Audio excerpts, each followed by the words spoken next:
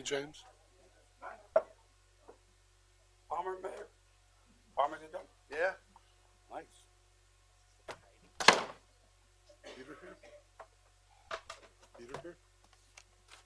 Is Peter here? I think that would be better for the last resolution. Oh. I got a hop on, We got you. because if you don't touch it, This is exciting. No, it's the restoration awards in kids from the school. No, they'll be here yet. Maybe they'll be here yet. Yeah, I think they make those LEDs a little brighter, a don't you? little, a little. Can't tell if it's on or off. What's that?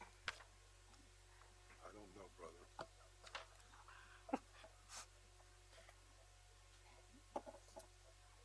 Comes in, I'll get a signal.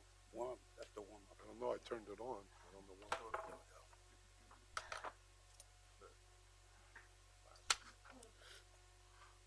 Oh, 1, 2, 3, 4 more.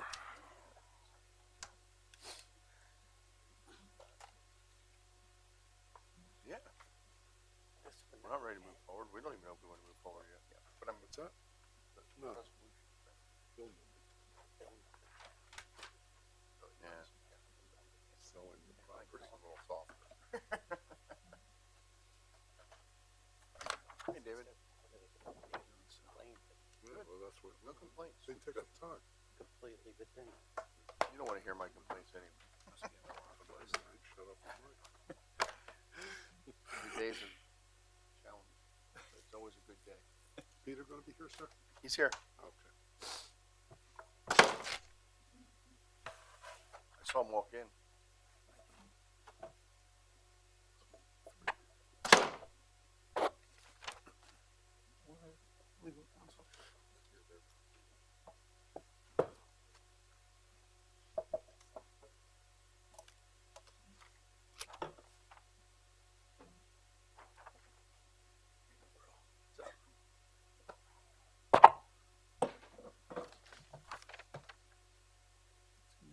I want to welcome the high school students who are here. Meeting should be no more than 4.5 hours. Please pick up your test. That's about right. All the microphones are on. Yep. We're going to begin this stated session of City Council. Please rise for the invocation by Councilman Brown, and then followed by the pledge of the flag. Let's bow our heads. Father, we thank you for an opportunity to serve thy people. We ask that you give us wisdom and knowledge as we go forward.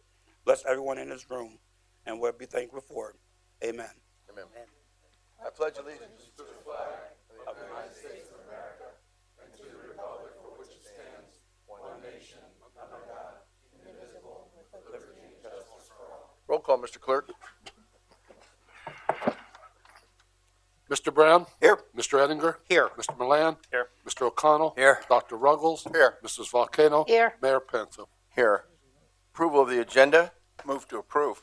Second. I'd like to make an amendment to the agenda, please, to remove item number 9 on the agenda. Could you also remove number 10 at the same motion so we don't have to do two of them?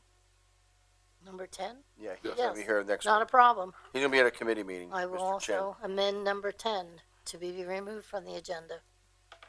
I second that motion. There's a motion and second to remove numbers 9 and 10, the public hearing for CDBG, to the next meeting, and also the presentation for the project by Mr. Chin, also to be removed from the, there's been a second. Any further discussion? Roll call. Mayor Penso? Aye. Mrs. Volcano? Aye. Dr. Ruggles? Aye. Mr. O'Connell? Aye. Mr. Milan? Aye. Mr. Ettinger? Aye. Mr. Brown? Aye.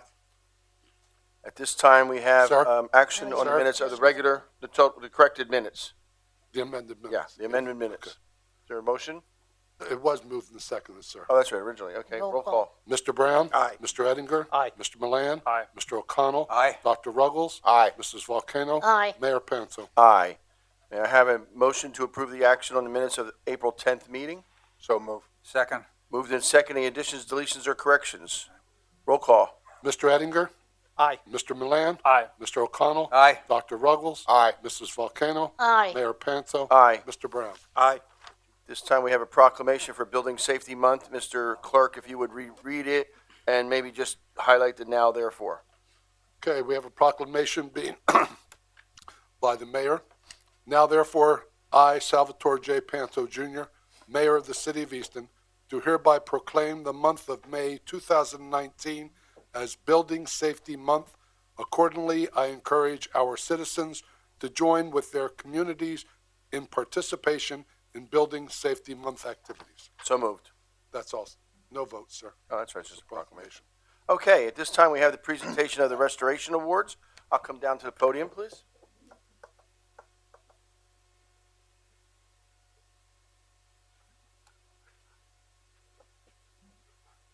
I would like to thank those people who continue to invest in our community. Many of them are multiple investors. The first one is the Strunk Funeral Home down on Berwick Street in Southside Easton, a landmark for many people who grew up on South Side like myself. The only funeral home that's left on South Side. I know they are here this evening, and it's the Plantone family, and they've improved their property so that it looks more like this, in keeping not only with the historic integrity of the building, but also improving that entire neighborhood. So if they would come forward, I'd like to present them with the Mayor's Restoration Award. Where's Ron? There you go. Oh, Marcia and Ron, the matriarch and patriarch of the family. Now, I remember your parents. I'd like to thank you. There's a box behind you. I'd like to buy. Tell you, Tom. And if you'd like to say a few words, you're up to. Okay? All right. Oh, it's okay. Thank you, Ron. Thank you, Ron and Morris. Thank you. The next one is the College Hill Tavern, and we're going to go and I think they're removing all these the- are people who have done something better for their neighborhood, something for their improvement of the outside. This was a vinyl, or was it aluminum sided? It was probably old enough to be aluminum, yeah. Aluminum sided building. Not only was an exterior patio added, but a complete remake of the whole facility. Again, restoring the windows in the front and the beautiful outdoor patio. And I'd like to bring him up for his award. And Mr. Mellon, I know he would love to say a few words. Thanks. Oh, there she is. Yes. Congratulations. Hey, you're part of that. I know. Yes, she is. She is. Thank you very Congratulations. much. Thank you. Congratulations. City Council. Thank you. Also, right across the street, Dr. Tenza is here. The Tenza Dental, and not only is he doing so well and maintaining his property, but he had to add an addition. And notice that the addition is very much in keeping with the historical integrity of the neighborhood. So, Dr. Tenza, I saw him walk in earlier. And you will notice that the peace candle flame is what we have the engraving on. Thank you, Doctor. That's contagious right across the street. It is. If you go to Dr. Tenz, he just sends you across the street, get your gum No. numbed up with liquor. Before you come see me. This family, the Talata family, this is their second major commercial establishment in the city. The first one they did was owned by my uncle for many, many years, the Hilltop on the top of Southside Hill. And then they bought this one, the YR Club, the old Young Republican Club, and now it's the Parkview Event Center. And I'd like to bring Robbie and Tricia and Franco up for their award.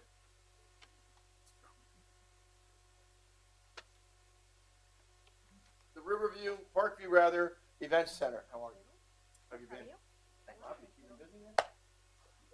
Thank you, Mr. Mayor. It's always a pleasure here. Here, back from Florida, huh? Well, we give it to Tricia. Okay. Thank you very, very Thank much. you very much. It's always a pleasure to work with you. It's been great. You guys do so And much. is Stephen here? Thank No, you. Stephen's not here tonight. Your friend, the code enforcement officer. Thank you. Everybody's friend, huh? This is the front part of the building, you may see. As you go down, it's right across from the city's Eddyside Beach and Pool. What's her name called? Dan Devine is doing a great job for us, buying up property that are blighted and restoring them. This one, everyone thought that the porches in the back, those big long columns, they weren't being held by anything. And today, it's a wonderful facility. The front porch is Wow. beautifully landscaped now. The Look at back this, Joe. has a Look at deck this. on each floor that people can look out with a great view of the rivers. Is Dan here? I think I saw him walk in. But anyway, Dan Devine is doing a number of projects. This one is one of my favorites. I kept waiting for their door to get done. This is right across the street from the courthouse on South 7th Street. And today you can see that they've taken off and beautifully brought back all the architectural detail of what was a beautiful building. If you could see what they covered it all up in the 70s, probably the late 60s, early 70s. And now it's the offices of the attorneys. So are they here tonight? Yeah, there you are. Okay, I did see. I thought I saw you walk in earlier. This is a great job.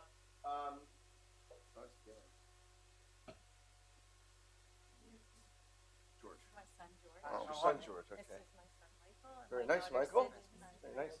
And this is Thank the you. matriarch. And we want to thank you. It's a great project. It Beautiful. took you a while to get the doors done, but they're beautifully restored. They really are. Anytime you want to come in and see, I will see it, do we that. would love to take a picture with you. if we Sure, could. absolutely. Because Mr. Marion's on trial. Oh, so- is that where he's at? So, unfortunately, he couldn't make it.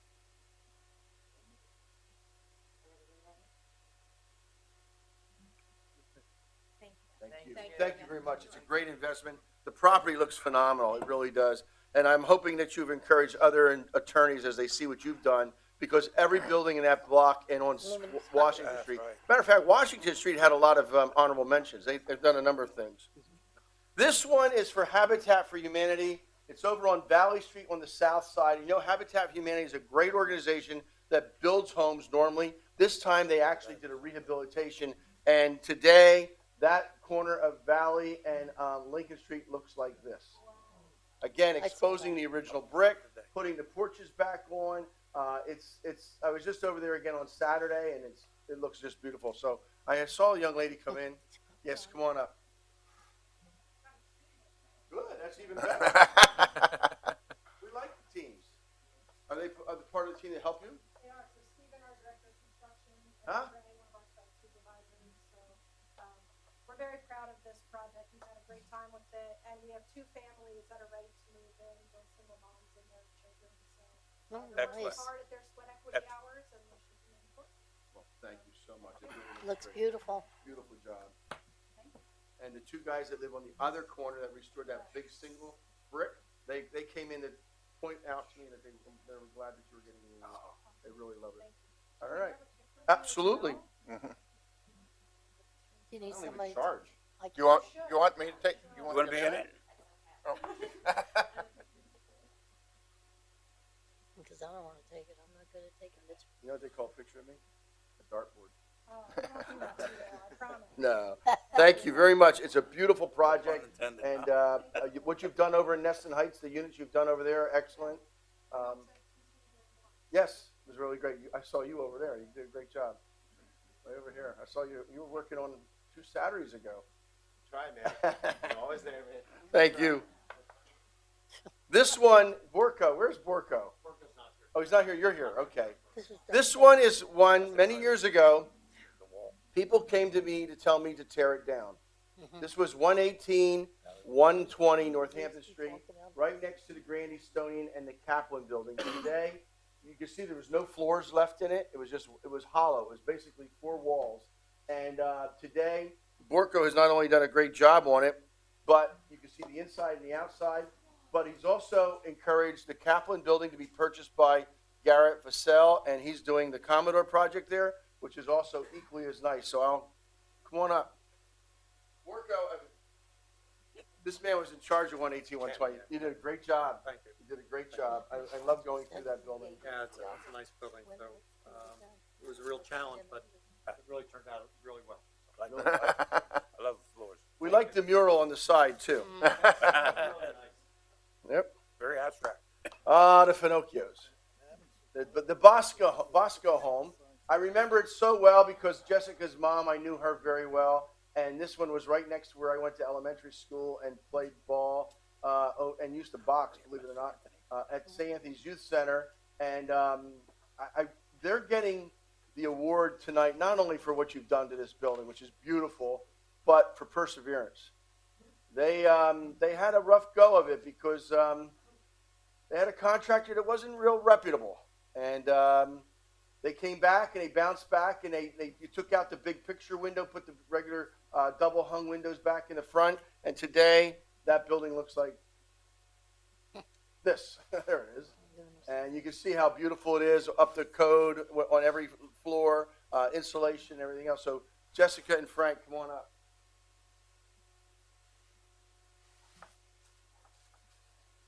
You guys did a great job. And they actually have a beautiful building right down here in Easton. Now, what's the name of that street? No, it is. Because no one would ever find it, but it's behind. They're always looking. I know, and it's beautifully done. I love that house. It's a great building. It's an old, was it a barn? It's an old livery stable. Livery stable, yeah, that's right. I knew it was something like that. Thank you very much. He hasn't changed that much. What are they talking about?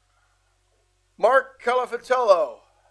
Mark, these two buildings here, 517 and 519, and the ones that he's going to continue to do, they're just remarkable. This is the West Ward Ferry Street. When I went by, I called up Steve. I said, "What are they doing? They're taking the building down." I mean, you went down to the beams. Beyond, yeah. You took it down, and it's just a beautiful 2-row homes there that are just absolutely beautiful. And you did a great job. We thank you so much, Mark. Thank you. And I know you have interest in other properties, so thank you. Appreciate it. You know, creating affordable housing in the West Ward. Thank you so much. And there's a box behind you if you want one. Okay. That's okay. All right. Appreciate the recognition. Thank you. And then there's all the other projects that are very much of a challenge. This property, of course, was American Dollar, went out of business. It was vacant. It has the original, it's not the original facade. He took the original facade off, the old ceramic tile that they put on, and they covered up all the windows in what was the energy crisis back in the early 70s. They covered them all up because they didn't want the air to get in. We didn't have thermopane windows back then. And today we know it as Oak Steakhouse, and they couldn't be here because they're really busy tonight. But what a big difference bringing it back with the architectural highlights that they found in old pictures. They went through the Signal Museum to get pictures of what the building looked like before it was stripped off of all their eyebrows over the windows and things like that. So we're really excited for Mick and his partners. This one, of course, is Silk. Is anybody here from VM Development? Yes, you are. Oh, there you are. You can't give out restoration awards. I've never given any award to Mark Mulligan. He's done the Pomeroy Building, the Governor Wolf Building, but this, of course, is my favorite project that everyone told us to just tear it down and put a Home Depot there, and VM Development came along and really outperformed more than what we even thought they would do, because not only is it a great residential project, but the businesses on the first floor, Oh Wow Cow happens to be one of my favorite in Tucker's Cafe, but they're doing so well, and they're not competing with the downtown, they're complementing the downtown, which is really good. So we have a number of new restaurants in the West Ward that will be getting awards when we go to the Businesses of the Year. But right now, this is a great project. It's about $100 million, and the city put about $10 million into the project, which was all grants that was given by the federal government and the state government. So thank you so much. Thank you. It was a great project. I'm glad it's coming to an end this year. Phase 3 will be done. Yes. So I just want to thank everyone for coming tonight. The award winners, you don't have to stay for the entire meeting. Unfortunately, the high school students do. They need their agendas signed before the end of the night. But your investment in our city is really what's helped our community, creating jobs for our underprivileged. Our unemployment rate went down again. We're just very excited to have you in town. Investor confidence is at an all-time high. So thank you very much.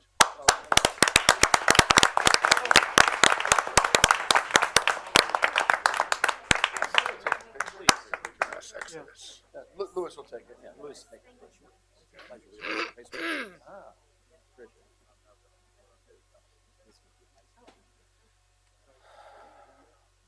students. Freed up a lot of students. Yeah.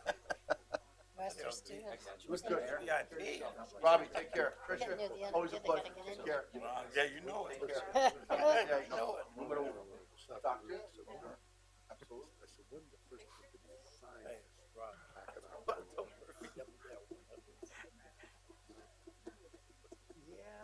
Thank you. Hey, how are you? I saw you over there. Yeah. He couldn't even do the work. That is. I saw it. I think that's all this year, it's kids. So. That's all. Hey, you know what?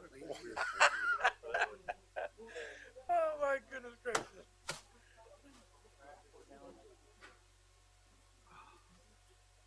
Friday, oh, you're not here Friday, you're working. No, we're not. We get you on conference. Louis, is Frank in the building?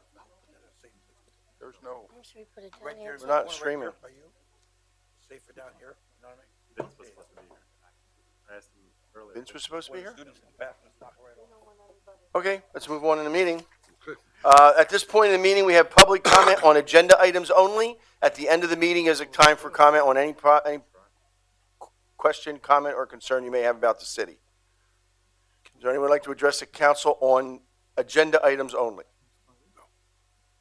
Seeing none, we'll move on to the consent agenda, Mr. Clerk. Okay, we have a resolution approving we have three resolutions approving certificates of appropriateness for 19 South Bank, 140C Northampton, and 527-529 Northampton. Moved. Second. Moved and second, any discussion? Roll call. Mr. Brown? Aye. Mr. Ettinger? Aye. Mr. Milan? Aye. Mr. O'Connell? Aye. Dr. Ruggles? Aye. Mrs. Volcano? Aye. Mayor Penzo? Aye. There's no reports to be received by council this evening, so we'll go right on to the committees. Councilmember Brown, Finance Committee. No report this evening, Mayor. Councilmember Volcano, Economic Development Committee. Thank you, Mayor. There was a Main Street Business Roundtable meeting held on Tuesday, of which Director Kinsley attended and introduced himself to the business owners and briefly updated those attending of the upcoming projects. Last night, I attended the Pennsylvania League of Cities Northeast meeting at the Norristown Zoo in Norristown, Pennsylvania, with Mayor Panto and Administrator Campos. We meandered through the zoo before the meeting, and we were able to view bald eagles and leopards and various other animals. It was a very informative and good networking event, so thank you for allowing us to attend. I just wanted to let you know an update on number 9. An email was sent to all council members with the administration's recommendations for the CDBG 2019 allotment this year. And the questions that were asked at our committee meeting hopefully were answered. If anyone has any other further questions, please direct them to Director Kingsley. But please return any changes that you would like to him by, I have May 1st, because we're going to put it on the agenda at the next council meeting on May 8th. We're going to have the second public hearing, and then we will also have a vote. So if you have any other questions or any other concerns, please direct them directly to him through an email. And I will be out of town that night, so I'm asking Councilman O'Connell if he would please do the open hearing that night for me. And that's all I have, Mayor. Okay, thank you, Mrs. Volcano. Councilman O'Connell, the Planning and Code Department, Committee. I have no report, Mayor. Public Safety Committee, Councilman Milan. I have nothing. Public Works Committee, Dr. Ruggles. I have no report. Administration Committee, Councilman Edgar. I have no report tonight, Mayor. And report of the City Solicitor. No report from the solicitors, Mayor, thank All you. right. And there's no report from the mayor other than the awards. So we'll move on to correspondence, Mr. Clerk. Okay, from Dan Lamb, from the Arbor Day Foundation, a letter congratulating Easton as a recognition as the 2018 Tree City USA.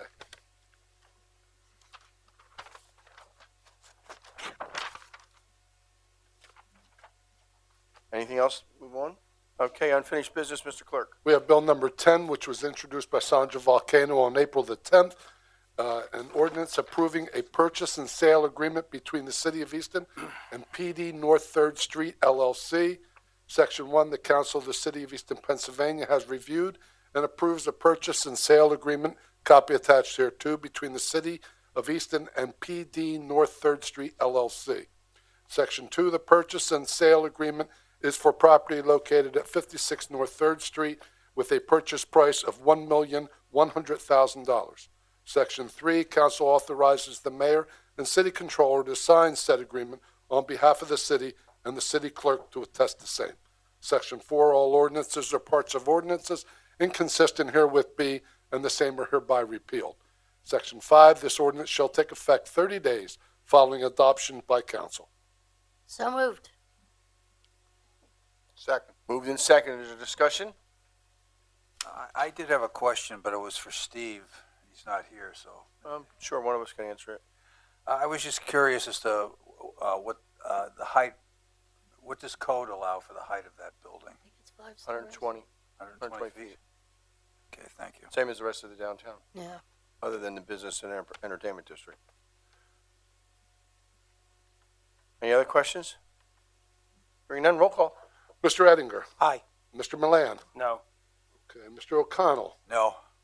Dr. Ruggles, Aye. Mrs. Volcano, Aye. Mayor Panzo, Aye. Mr. Brown. Aye. New business. Okay, we have a resolution being introduced by James Ettinger. Resolved that the Council of the City of Easton has reviewed and approves a client services agreement, copy attached here too, between the City of Easton and Tracy L. Werner doing business as Blabbermouth Communications. Be it further resolved, the term of this agreement will begin on April the 25th, 2019, and then not later than May the 25th, 2019. The cost for these services will be $1,200 per month, as well as out-of-pocket expenses. Now therefore be it resolved that council authorizes the mayor and city controller to sign said agreement on behalf of the city and the city clerk to attest the same. So moved. Second. Moved in second. Discussion. Dr. Ruggles? I have two issues on this. One is in the second, be it further resolved section there, it says plus as well as out-of-pocket expenses. And to me, this is an open-ended thing. I don't think we should approve contracts that we have no idea what the actual amount's going to be. And if you take a look at the agreement, it in item 1 of the agreement, first, second, third, fourth bullet point, it allows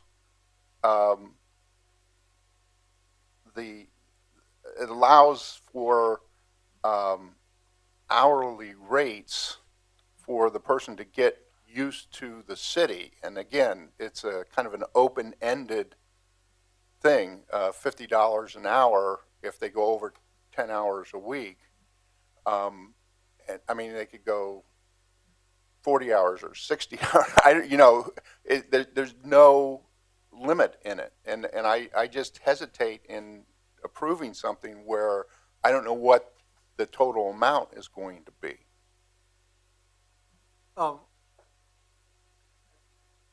I think for that part, on both of those items, it's customary that I have a dialogue with the consultant, because I would be the main contact, if you will, in working with the consultant. So if we see that we're going to hit our weekly limit, we would have a discussion and see and determine whether or not we would add more hours. But I did specifically request from the consultant an hourly fee in case we do go over the 10-hour limit per week. That was a request Right. by the administration, by myself. Right. It's something that I would be managing. I mean, I would really like to see in here with a amount not exceeding. You can fill that in, but Sure. I mean, I don't want to just leave it as a blank open space. I don't think we should ever, my opinion, I don't think we should ever approve something that just has no limit, essentially. Okay. You see what I'm saying? Yes. Yeah, I mean, I would be much more amenable to this if we had, a number not to exceed whatever it is. And then if you get close to that and you need to come back and ask for more from council, then we could approach it at that time. But just having an open-ended here just doesn't make sense to me. Okay. So what are her out-of-pocket expenses then? I'm pretty sure they're going to be minimal, but we could actually bring Tracy up right now. She's here in the audience, and she could address those questions specifically if Tracy would like to. Tracy, would you like to come up? I know, you have to come on up and.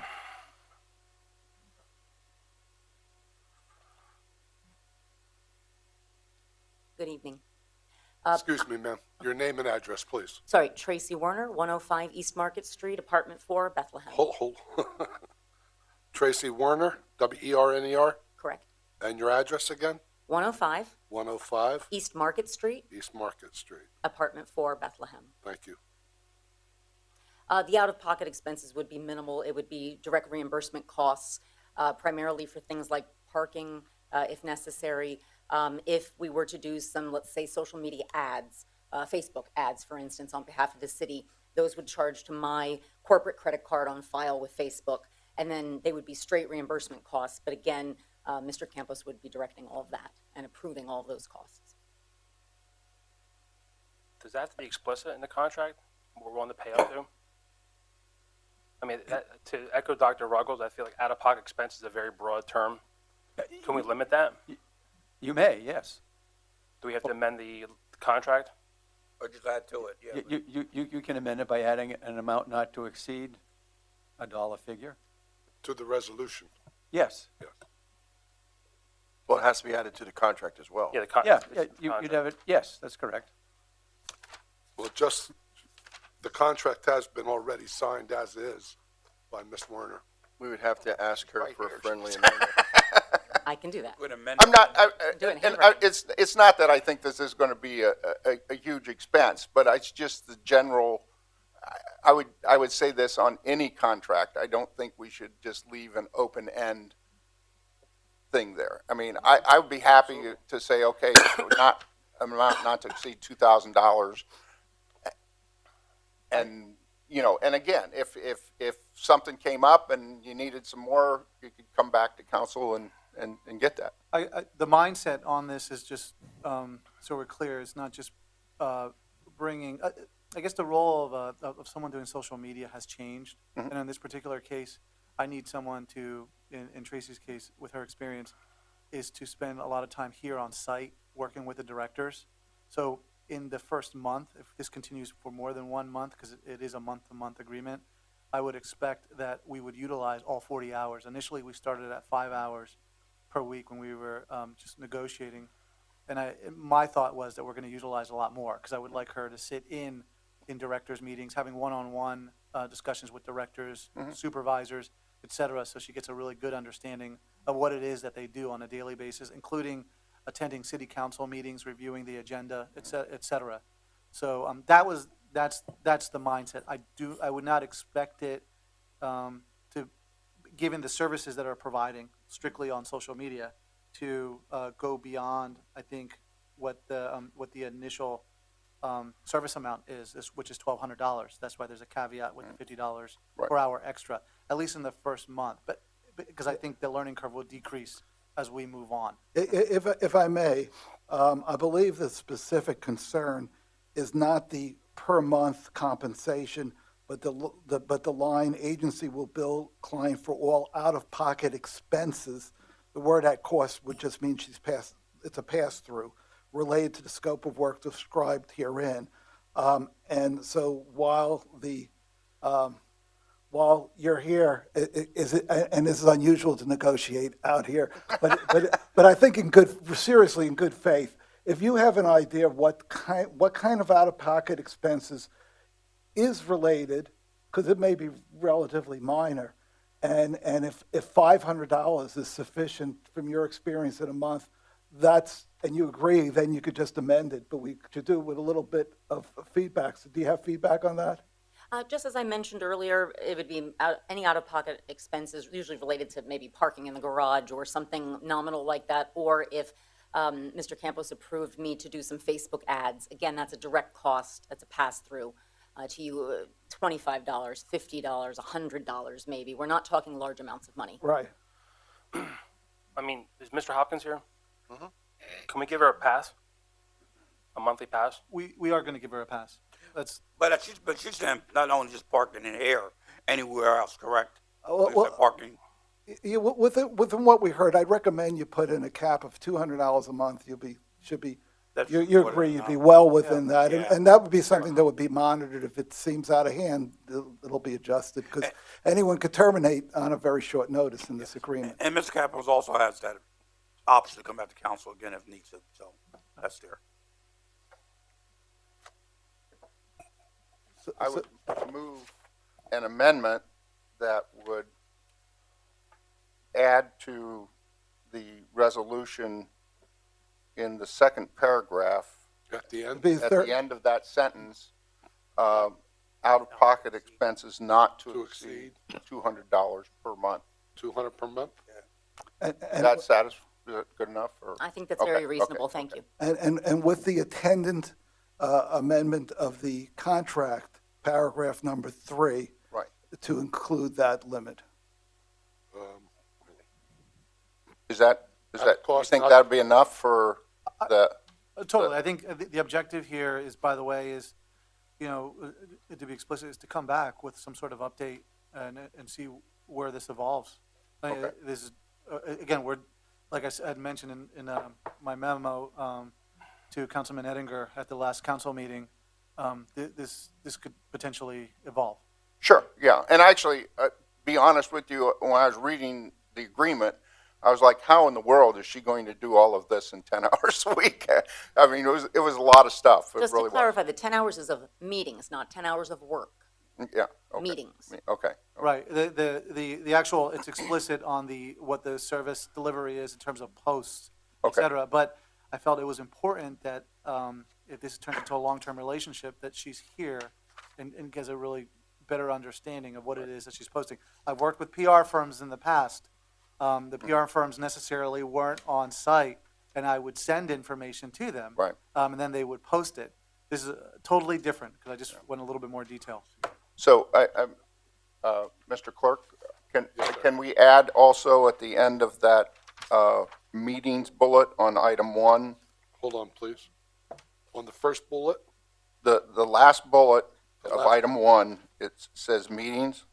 yes, It says hourly rate for meetings beyond 10 hours is $50, and then again with Out of the pocket. amount not to exceed $200 per month. Is that good? the Yeah. same Okay. thing or out-of-pocket expenses? No, both, one, out of pocket's 200. Right. This is 200, so Okay. two different pots. So beyond 10, or hold on just a minute. Hourly rate for meetings beyond 10 hours is $50. Not to With, exceed. with, Not with to the, exceed? yeah, not to exceed Not to $200 exceed per month. $200. And number 3, fourth line, Number 3, fourth line, hold on. at a cost, For all out-of-pocket expenses at a cost not to exceed $200. Will you be changing your contract then to include this? Yes, sir, if that's required, of course. Rather than just me making pencil changes? Certainly. I'll help you at the end of the meeting or whatever. Okay, so Dr. Ruggles moved the amendment. I'll second it. Moved in second, further discussion? Roll call. Okay, this is on the amendment not to exceed $200 per month, and the same with the contract then. Just one moment, please. Mr. Milan? Aye. Mr. Ettinger? Aye. Mr. Brown? Aye. Mayor Panzo? Aye. Mrs. Volcano? Aye. Dr. Ruggles? Aye. Mr. O'Connell? Aye. Okay, now on the amended agenda, amended resolution, Mr. O'Connell? Aye. Dr. Ruggles? Aye. Mrs. Volcano? Aye. Mayor Panto? Aye. Mr. Brown? Aye. Mr. Ettinger? Aye. Mr. Milan? Aye. Okay, we have a resolution being Thank introduced you, by, Tracy. Thanks. being introduced by Roger Ruggles. Resolved that the Council of the City of Easton authorizes the purchase of a parking inventory system from Parking Logics for the South Third Street parking garage at a cost of $13,920. So move. Second. Discussion? Roll call. Mrs. Volcano? Aye. Mayor Panto? Aye. Mr. Brown? Aye. Mr. Ettinger? Aye. Mr. Milan? Aye. Mr. O'Connell? Aye. Dr. Ruggles? Aye. We have a resolution being introduced by Dr. Ruggles. Resolved that the Council of the City of Easton, Pennsylvania hereby approves a municipal lease agreement with TD Equipment Finance for the purchase of Department of Public Works equipment. Be it further resolved that the mayor and city controller are authorized to sign said agreement on behalf of the city upon final review and approval of the agreement by the city solicitor. So move. Second. Moved in second. Discussion? Roll call.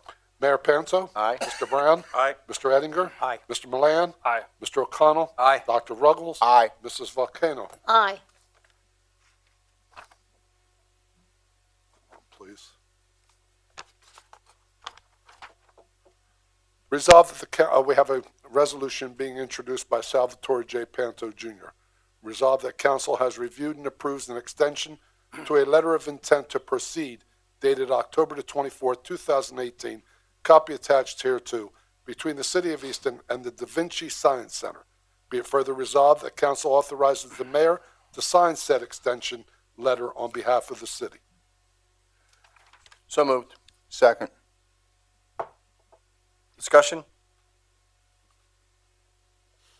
Roll call. Mr. Brown? Aye. Mr. Ettinger? Aye. Mr. Milan? No. No. Mr. O'Connell? Aye. Dr. Ruggles? Aye. Mrs. Volcano? Aye. Mayor Panto? Aye. Excuse me, I can't find the last resolution. On my laptop? Have it? On my Yes. laptop? Just- Just don't look at the picture.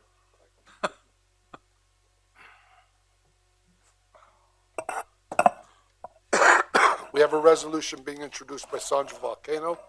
Resolved that the Council of the City of Easton, Pennsylvania hereby authorizes the city administration to move forward with an appropriate plan for the construction of a new parking garage facility at 37 North 4th Street. So moved. Second. Moved in second. Discussion, Dr. Ruggles. I'd like to make an amendment.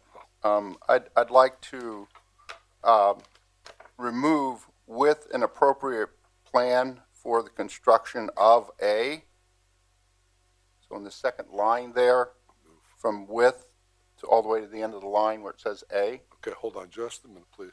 I have it written here if you want it. Okay, thank you. Okay, but I have to read it first. Yes, no Okay, and then it would end up reading like this. Resolved that the City Council of the City of Easton, Pennsylvania hereby authorize city administration to move forward in the planning phase of a new parking garage facility at 37 North 4th Street. Okay. Periodic reports on the plans as they develop will be provided to council at regularly scheduled council meetings. Are you moving that, sir? I would move that as an amendment. Moved in second. Further discussion? Is this a discussion on the amendment or? Discussion on the amendment, yes. We can have discussion. Okay. You can have discussion on the entire motion if you'd like, Mr. O'Connell. You can do Okay, that now if you want. I do have a question. I'm sure all of you have seen been looking at the comments regarding the possibility of a garage on North 4th Street. And I was just wondering if any of you knew if any of these, if any plans could be submitted to repurpose a parking deck, if in fact, and if we decided in a few years that we we no longer needed all that parking space? I believe we would have the design of this structure that could be repurposed into residential units or commercial spaces at a later date. The new design would not be, would be more like this one, that wouldn't have the steep slopes that that one has. You'd have to have the helix or something on the outside, or a speed ramp that you wouldn't be able to use. It would be storage space, but yes, they are repurposing newer style parking garages. Dave, did you have something? If I may, to add to your point, and I'd like Dave to chime in, we do want to talk about the resolution, though, in the language, just to give some feedback. Because I think the reason why it was so broad was to still develop what the concept a little bit more, and which direction we're going to take this, and provide that recommendation to City Council. Dave, if you may. Yeah, I just wanted to make sure that, under the new proposed language, that there was an authorization to incur expense in the effort of, it's going to be difficult to develop a plan of any substance to come back and present without incurring expense. I don't see any difference in the amended resolution from the first resolution as far as expense would be concerned. I mean, if I looked at the first resolution, it said, what the thing that I really had, I shouldn't say issue, but I mean, I will say issue, is appropriate design. I mean, nobody has identified any appropriate design yet. Okay, we're still in the planning phase of this. And so, I think that the initial resolution, the wording on that, there's no difference as far as I could see as far as funding is concerned for this. I mean, I don't see how that would be taken out, okay, from the original I just wanted to just make sure everyone was on the same page as to. I mean, it's authorizing the administration to go ahead in the planning phase. That's, to me, we recognize that it costs money to go ahead in the planning phase. So, I do anyway. I mean, Can you read the one you proposed again? Yes. I gave it to Tom. So resolved that the council of the city of Easton hereby authorizes the city administration to move forward in the planning phase of a new parking garage facility at 37 North 4th Street. Be it further resolved that periodic reports on the plans as they develop will be provided to council at regularly scheduled council meetings. Yeah, that's Okay, that's fine. that works. Yeah. I just took that appropriate design out. Okay. Yeah, it was. And to Councilmember O'Connell's point, that would be something in those periodic reports that you can continue to ask. Because I think repurposing is certainly something that we should be looking at.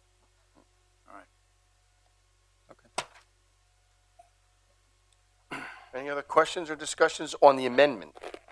We didn't vote on the amendment yet. So, Mr. Clerk, roll call on the amendment. Mr. Brown. Aye. Mayor Panto. Aye. Mrs. Volcano. Aye. Dr. Ruggles. Aye. Mr. O'Connell. Aye. Mr. Milan. Aye. Mr. Ettinger. Aye. Now we'll vote on the motion, the resolution as amended. Mr. Ettinger. Aye. Mr. Milan. No. Mr. O'Connell. Aye. Dr. Ruggles. Aye. Mrs. Volcano. Aye. Mayor Panto. Aye. Mr. Brown. Aye. That's it. Okay, at this point in the meeting, is there anything other council member want to bring up?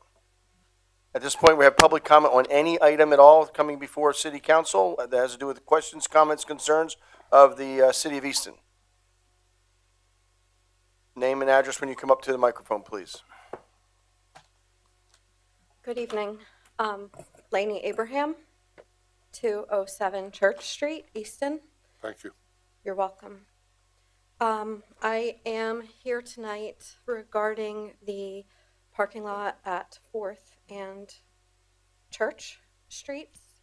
I think most of the council was named. There was a petition that was started by a city resident named Kevin Lewis Barton. He could not be here tonight, so I wanted to share this with all of you on his behalf.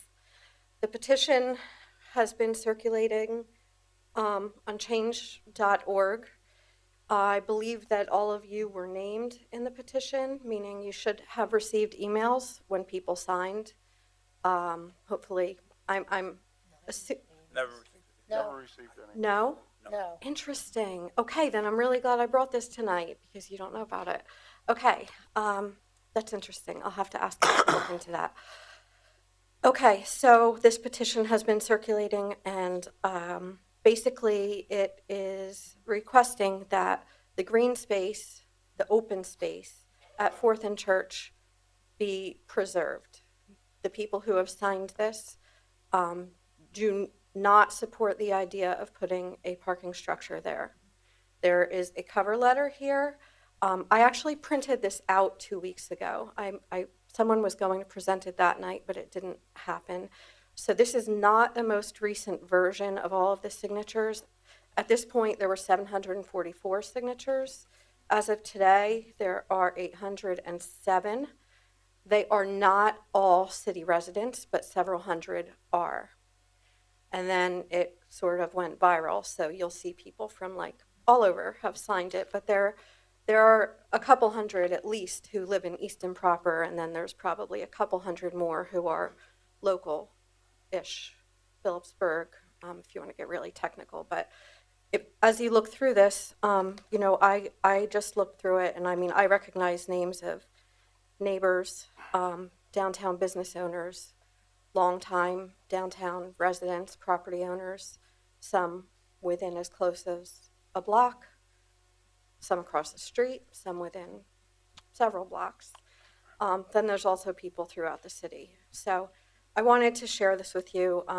Dr. Ruggles, I was not sure if I should reach out to you at some point. I mean, you are the council member who is technically, supposed to be representing people of downtown. And, I don't know if you have spoken with people, but in case you haven't, here are some, so you can see how they feel. So I will give this to you. Is that okay? Sure. Okay. Ms. Abrahams, may I ask you a question, Yes. please? Are there addresses attached to the names?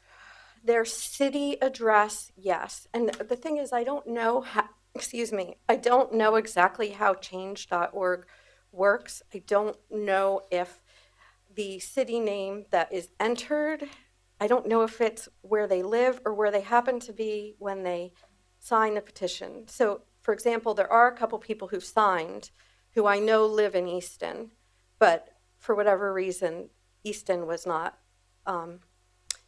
what the location, the city name that came up. So there are those people on it too. I know there's a relatively new resident. I think she is here. Yeah, Jen. She lives across the street from that area, and I think her previous city may be the one listed. I'm not sure. I didn't have time to go through all of this, and I'm not an expert, but this is standard change.org petition. And, when I spoke about a month ago here, the part that I forgot to say was that, I was speaking in response to the support this petition had gotten. Unfortunately, it was very late at that meeting, and I forgot to mention anything about the petition. I had assumed you were all getting the emails. Okay. See, I wasn't the one who set it up. So I can confirm what you're saying, Ms. Abraham. I'm sorry? I can confirm the decision makers on the petition. I have it right up, actually. Did you? Because I'm one of them. The mayor's Yes. one of them, Mrs. Volcano, Jared Mass, Dr. Ruggles, Mr. Edinger, Mr. But- Brown, Rick Yeah, Miller, and myself. I remember seeing that. I knew you were all named, but did that get, if he did not include I think the your emails are going into emails? spam. That's the problem. Oh, Yeah. okay. So, okay, Mine- that would be good to know, just for Yeah, I future think it'll go to reference. spam. If you would be able to check yours to see, that would. I'm here. Did you receive any from the? I have 800. Hold on. You should have received one every time someone signed it. It's a lot. Yeah. It's a lot. Okay. Okay. Just saying. Cool. So it did work. It just went to spam. Okay. So, just wanted to get. 807 people, just for the record. And As of Laney, today. to your point, how do we verify if they are Easton residents? That's a very difficult thing to. How do you verify, Yeah. Mr. Brown? Excuse me, if you're going to speak, you have to come to the microphone. She was just, the I got it. the emails are attached when people sign up. You're gonna know the names. I mean, I can go through them right now, and, I mean, there's no question. I'm just saying, what you said before, that they may have been in Easton at the time, and it might pick up No, that. no, no, no. What I'm saying is that you're gonna have more people who actually live here. Okay. Who Easton is not showing up. Okay. Because they were out of town, I think, or it's a previous city they resided in. And again, I apologize. I didn't check with change.org to see which location they use. But I mean, you know, here we have someone who is an Easton business owner who lives in Bethlehem. I mean, I would hope that you would consider something, somebody like that. You have all different kinds of people here, including people who visit. Maybe they live in the greater area and they enjoy the open space that we currently have. You know, if you go into Google Maps, Google Earth, whatever, Google Maps, and you look at the view of the surface of downtown right now, there are very few areas with real tree cover, like shade producing tree cover, especially public areas. You pretty much have the circle, and you have that, and you have the river, you have the parks down there, but again, there's not a lot of shade, and shade makes a really big difference. I mean, when you're someone who lives around there, or walks your dog, or you're going to the market, and you're going through that parking lot, and you run into people. I mean, it happened to me today. It happens almost every day. You stand there and you have conversation. You see neighbors. It happens when people are going to the market on Saturdays, and that's quality of life. Excuse me, Ms. Abraham, could Yes. you wrap it up, please? Sure. You're over 5. Oh, my goodness. Okay. We don't want that. Okay. Thank you. Thank you. I will give this to Thank Dr. Ruggles. Thank you all for your time. Councilman O'Connell? I just wanted, Laney, can I get a copy of the petition? Yeah, I would hope that I was just Dr. gonna- Ruggles shares it with us. I will. I can send you the PDF. I was going to wait to receive the final version from Kevin. Okay. He's the one who has access to it. I don't, but I can send that to you. Sure. you. Do you know when the final version will be available? Because I'd like to get a copy of it I for mean, our files. honestly, it can It can go forever. go forever. You know, when would you like it? How many people would you need signatures from to like what's? I mean, There's no limit. no, I understand, but for it to make a difference, like there's 800 signatures there. No, You you're guys are ready to approve, or did you just approve it? Did you just approve moving forward with putting a parking structure? For A a plan. plan. A plan. A plan. This is a great time for that dialogue to happen. So does the plan include the public hearings with the neighbors and downtown people? Does the plan include that part? We did not specify specifically what the plan includes, but we did specify that as the planning process goes forward, that it has to be brought back to council and presented at a city council meeting, which is open to the public. But it's open to the public, but that's not a public hearing. And there's been a lot of talk over these last couple of months about that there would be opportunity for public comment, both in discussing the North 3rd Street development and over North 4th. And Well, it hasn't happened yet.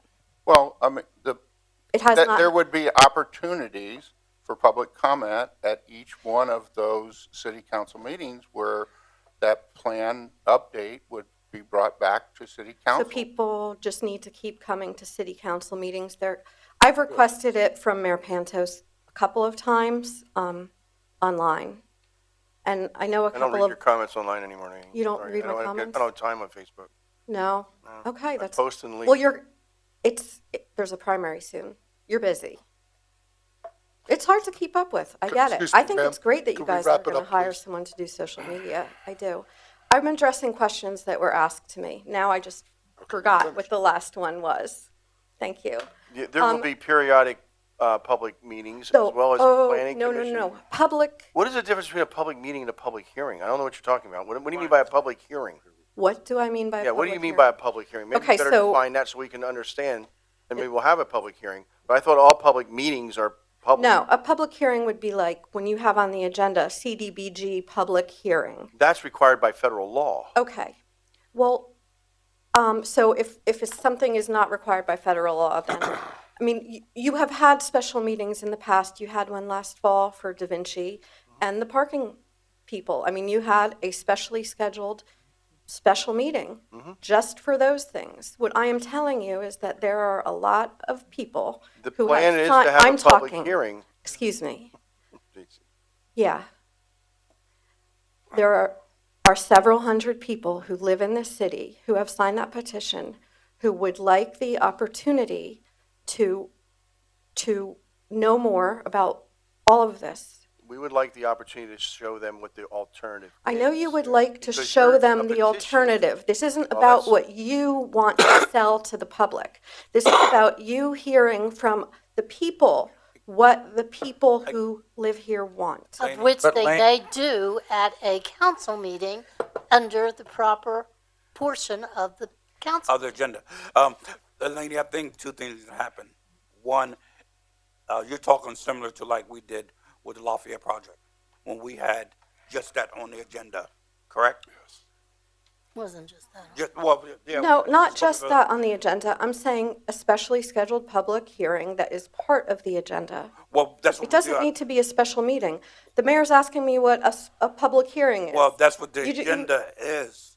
That allows the public to speak on their comments or any, towards the agenda and at the end on But- anything outside the agenda. The thing I wanted to know myself personally is that the 800 people that you said is on this list, it would be hard to fit them in this room. So if we was going to do something like that, we would have to pay the cost to Well, they would. move that meeting to another place that can handle such a crowd. That's something Well- that we got to keep in mind also. So how do we know if they're going to show up or not? Because you know that all of them are not going to show up. Because it's Point very being- difficult for people to get to Point being- these meetings. And so you don't have to worry about that. If you really wanted to, you could do it like it has been done in the past. You have had them at the Crayola factory in that room. I mean, you remember Yeah, I do. doing them there. Yeah, I mean, if you want to, it can be done. I wasn't going to speak tonight. I just wanted to sort of hand this in, but it's very frustrating. I gotta tell I would appreciate you. a photocopy of it, and I would also very much like to be able to identify when I see it who actually lives in the city of Easton. That's my point. Well, when it says Easton, PA next to their name, you'll know. But Easton, But Easton, Lane- PA could be that could be West Palmer Easton. Township and Forks, That's my point. West Easton, Do they live in Glendon. the city We all of have Easton? So you, Easton as a okay, mailing so you, address. I understand what you're saying. So I'm Okay. looking for a street address also Okay. attached to I'll tell you what, Easton, Elaine. PA. Send me the PDF. I'll compare it to the voter registration data. Whoa. I got it. Send it to me. He's got time on his hands. No, it's Actually, part I don't. of I his can just. job. I know how to do things fast. Can I ask you guys a question? No, this is public comment. Did you read the parking study? Did you Yes. read it? The whole thing? Yes. Every word. Who said every word? I did. Excuse me, ma'am, Okay. it's time. It's Okay. now 20 minutes, okay? I was answering questions. All right, thank you. Thank you. Okay.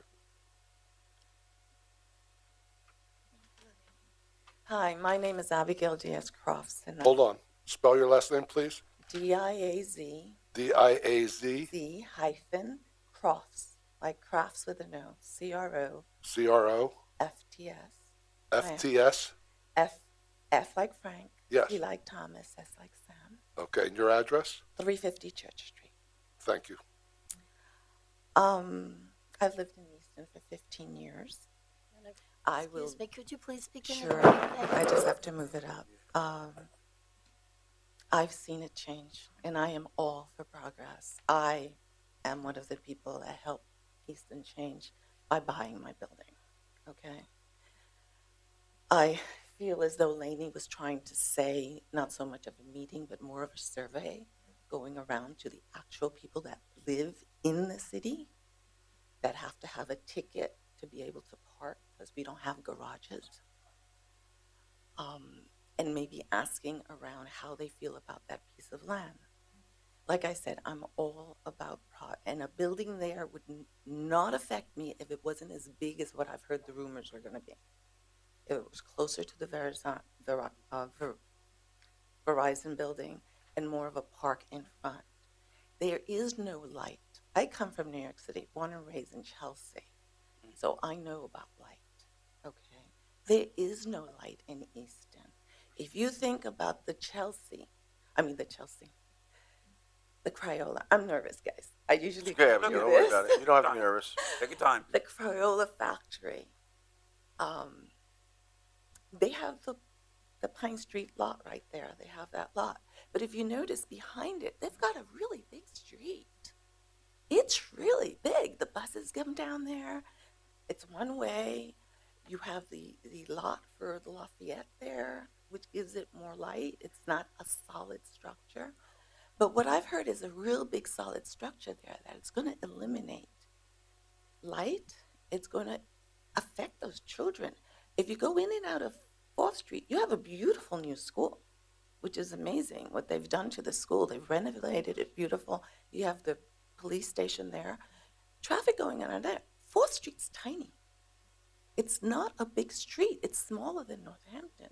You're going to have traffic going in and out. You're going to have school buses in the morning. 3 o'clock is like really busy for the market. I live there. I look out my window. I see all the traffic. I walk around and I don't see any green except to go to the border. Going up Northampton, more and more things are happening. So there's the one park, the Fargo Park, which is a little bit green there. So what I'm saying is that before, also you have to think about the backs of the buildings that are there. Those are all egresses for fire. They only have 2 egresses. Dance studio, London shop, and even the market. You only have 2 exits. And they're huge buildings. I actually enter through there to Gino's is my tenant on the other side.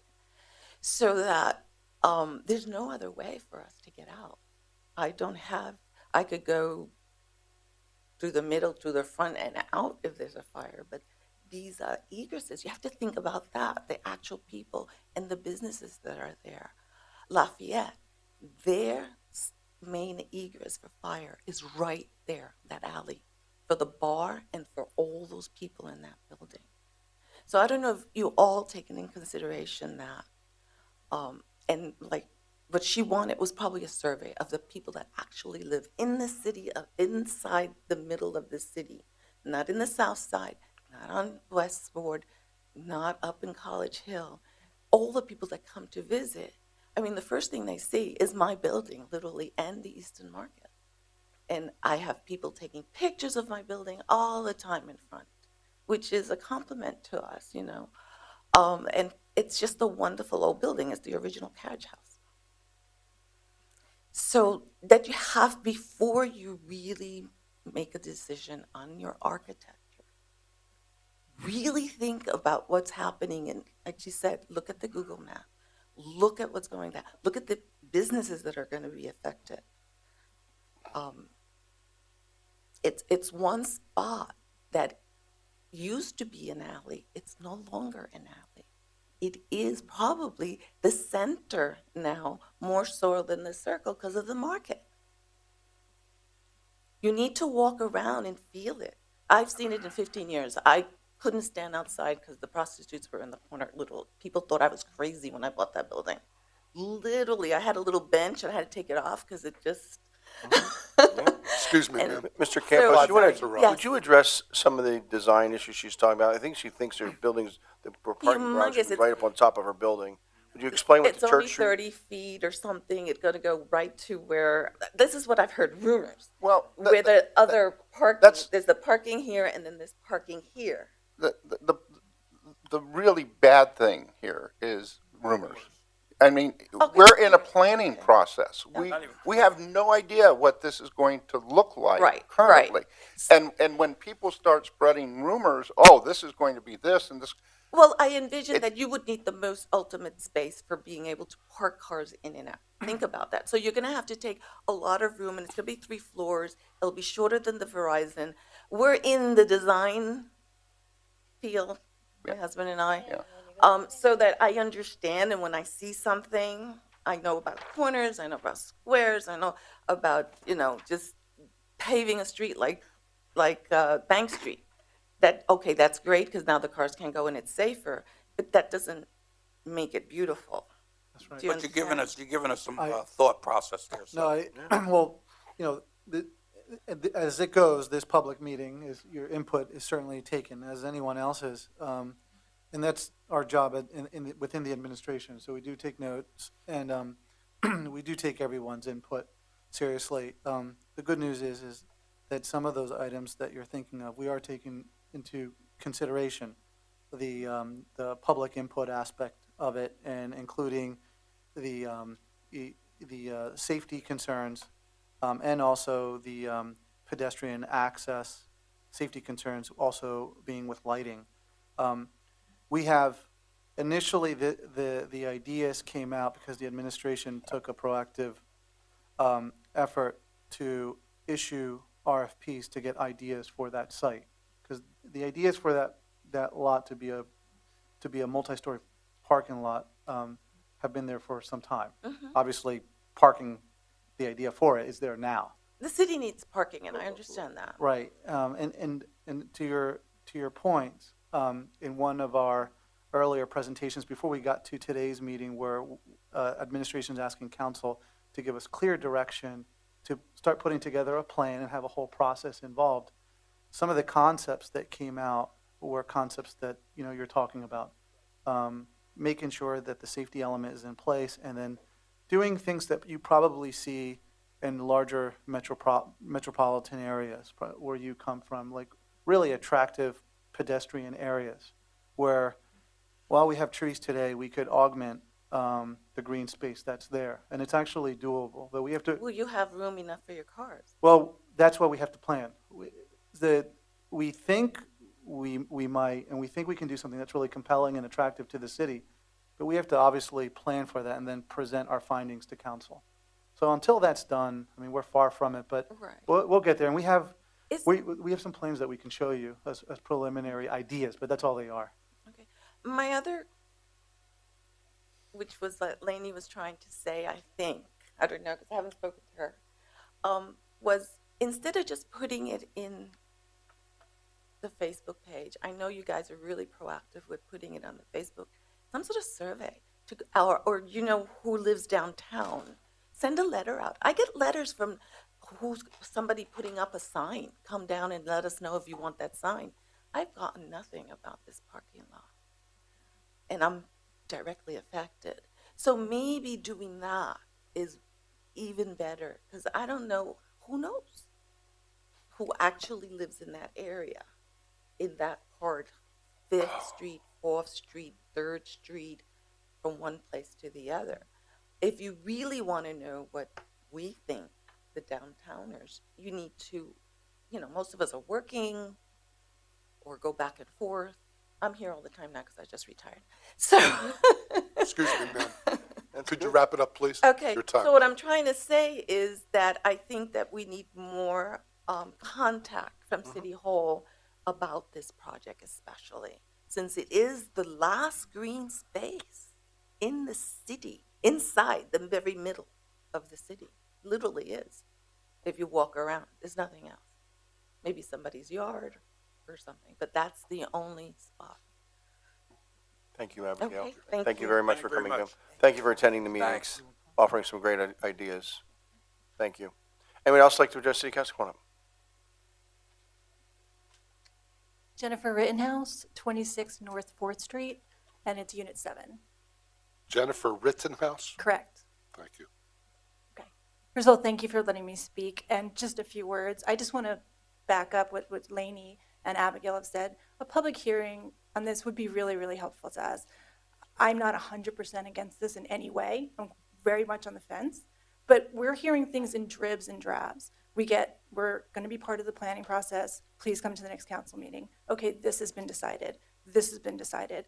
We're not really getting that kind of input. So we really just want to be a part of this process and to see what our neighborhood is going to look like. Because we know we need parking. You know, again, I own that unit.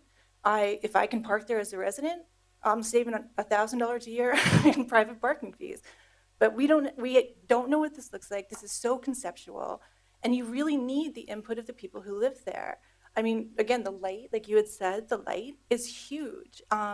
It sounds silly for people who are not pet owners, but my dog has nowhere to go to the bathroom immediately unless I take her over and clean up after her.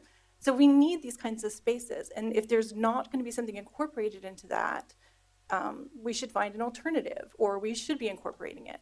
So I don't think there's like a lot of hostility per se. I just think we really want to be a part of this process. So I would encourage you to like make as much public as you possibly can. Don't do this in like, here is what happened at this council meeting, and next time we can address this, or next time. We shouldn't read things in the paper. Ms. Falcone, you had said a few weeks ago, if we could have a dry cleaner downtown, I'd be just as thrilled as you would. Get a pharmacy, and I'm happy as I can walk anywhere in the city. Believe me, we've been trying to do that for many years. I believe that. With no success. Right. And just to also one last comment, and then I'm going to let it go. As Abigail said, it is a welcome to that city. And it sounds silly to say that, but unless you see people there every single day. I mean, I have relatives that come and visit, they park there, and they have literally gotten out of that car and said, what a lovely neighborhood. Like they love the sign on Abigail's building. They love that the public market is like right there. It feels like a welcome spot. Does a parking garage do that? Probably not. And we kind of also want to know why one is prioritized ahead of another.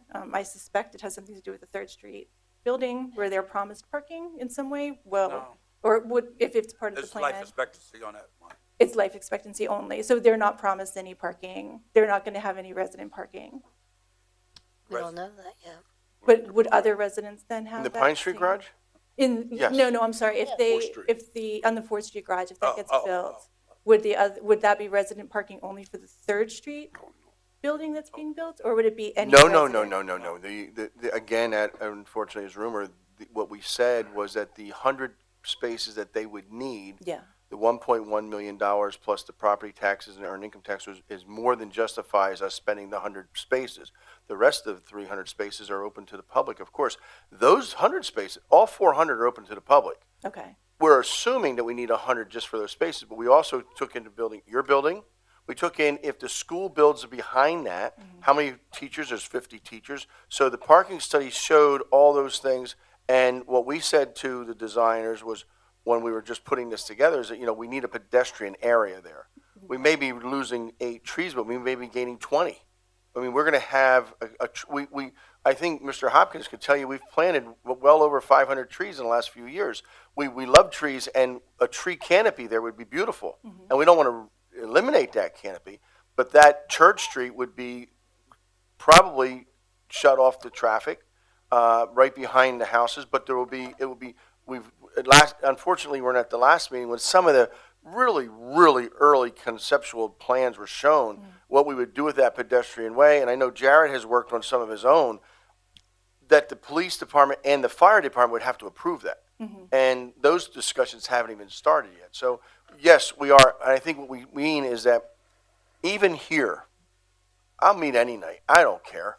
We can have call it whatever you want. Call it a public information dissemination session. I don't care. But there are still, after this body, you have zoning hearing board meetings that are public. You have planning commissions that are public. And you have historic district commission. That is in a historic district commission, our local historic district. So the commission has a lot of authority over what that building is even going to look like, even though we're the ones building it. So yeah, I agree with everything you've said, Jennifer. Everything. Believe us, Dr. Ruggles and I park in there all the time. And one of the problems we're having is that because of new buildings like yours, that lot isn't big enough anymore. It's always full. It's the best revenue producing lot in the city, to be honest with you. And there's very little times that I can go to the public market and actually park in that lot. Very few times. I have to park someplace else. I can tell you that as one person on this council, I do very much value your input and all the other residents in that area input. I mean, I understand you live there, you know, and it's an impact on you. And those are the types of information gathering things that we need as part of this planning process. And I welcome that dialogue. And I mean, I think the dialogue goes two ways. You give us information. We give you what we think might be a good idea, looking at maybe the bigger picture, and we have that discussion. And I think that's a great way to progress with this. I mean, I'm not sold on a parking deck there. But let's see what the planning process takes and move forward with that. And just one other point, I would say that one of the things that the input has come up is the need for residential parking at a reduced rate. And what we find is that residents will park there after 5 o'clock and leave before 9 o'clock. So maybe we can give them an evening pass, like we've done with the commercial district, is saying $1 flat fee. And maybe we can come with that so that when the tourists do come in, we want to get our $2 or $3 an hour from them, because that's how we keep our taxes level. We make it on the people coming in. We don't want to make it on our residents. So that is all part, the design is certainly important, but how much is going to cost a person to live downtown and park? That's also important to us. Yeah. We are considering that. Yep, no, We're thinking about all those things. I mean, I pay for private, so only because it's hard to park. Right? Sure. So it's why Absolutely. I want to thank you for your input. I mean, it's really frugal for us to hear this kind of things coming forward. Okay, thank you. Have a Thank good you, night. Jennifer. Thank you. Next, someone, yes, Joe.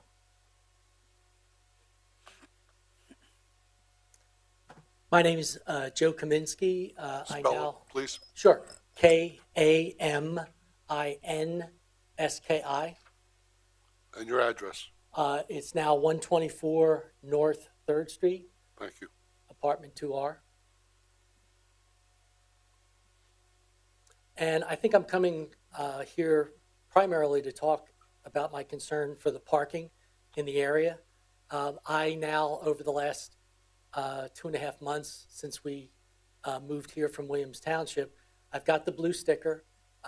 During the wintertime when there's no street cleaning, I'm usually able, when I get back from work around 10, to drive around and find a space that I can take up. If not, there's parking in front of my place, and then I just have to make sure that I'm out by 9 o'clock and putting in quarters. What I would ask you to consider in terms of your demographic, where you're saying people park from 5 in the afternoon and are gone by 9 in the morning, I'm retired. There's a number of us that are retired, and although I'm a practicing realtor, I can work from my home. So I'm not looking to have to get up early and get out by 9:30. The second consideration, and I'm going to make a new friend. I didn't know we had a city administrator. You were talking about a parking study. Where would I go to get a copy of that? It's online? Okay. So I'll need to do that. The other sort of details, and I don't want to get into the details of the number, but over the last year, as we were preparing to move into downtown Easton, we have the changeover that's taking place at the Townley building. The conversation there about the parking and what it would add to the area. And roughly, I think the guest would be somewhere in the 10 parking spaces a night if it's full. During the conversation, some of us were disappointed that there really wasn't any consideration for the number of employees there. Across the street from us on the other side of Northampton, there's the new bakery and flower shop, and that was given a variance with a number, I think it was maybe 10 or 20 more. So there's continually parking being used and added, but we don't really have enough as it is for those of us who live here. where it becomes a particular hardship right now is that now where you have on Monday, North Third Street, you can't park in front. Tuesday, you can't park on Spring Garden on the north side because it's cleaning. Tomorrow morning, Thursday, you can't. That's where I have gotten hit with tickets where I come home late in the evening. I don't think about the fact that it's Wednesday night and it's Thursday. I get up in the next morning and I've got a ticket. And that just makes me angry and unhappy because I'm kicking that money out and I don't think I really should have to. So I'll do my homework and take a look at the parking study, but there's probably more of those details where you're adding more and more cars, but in the present, you're not actually adding any more parking. Joe, let me just tell you that that residential parking permit program was started back when I was in office back in the 80s. And it's a good program. Oh, absolutely. However, more and more residents have moved downtown, so maybe it's time to take a look at releasing those streets that you can't park on and allow you to park on them.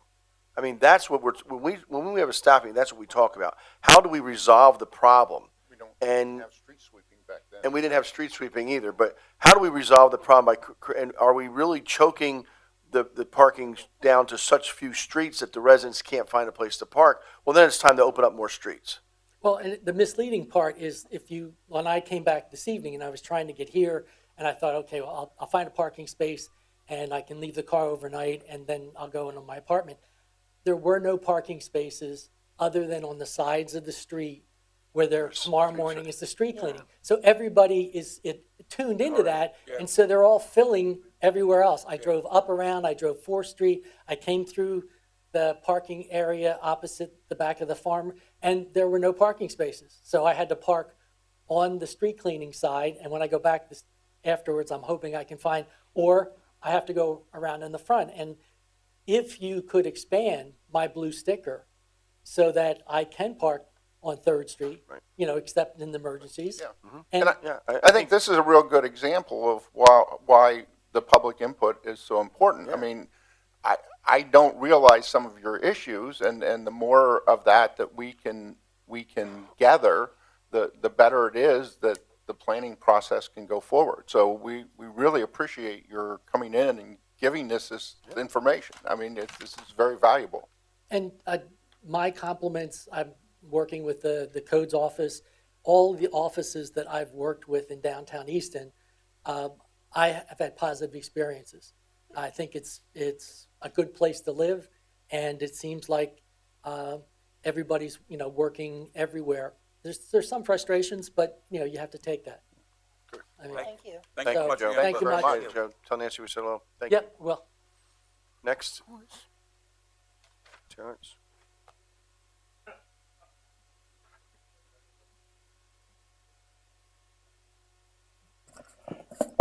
Terrence Miller, 645 Ferry Street. Just a couple questions. There were $2 million that were obtained through RCAP grants for the construction of this parking garage. Who applied for those grants? The city. The city applied, so it wasn't a developer? No, it's the city. Okay, thank you. We are the developer. In that case, That's we're the what developer. I assumed, that you're acting as the developer by applying for those grants. Exactly. Okay, great, thanks. On the North Third Street project with Perone Development, did all the council members receive bid summaries? On all the bids, summaries on all the bids, let me clarify that. On all the bids from the committee? Committee, what committee? I I don't saw. think so. It was a one-page summary. Yeah. Okay, did the summary include criteria, explanations for each one of those bids? No. No, thank you. Okay.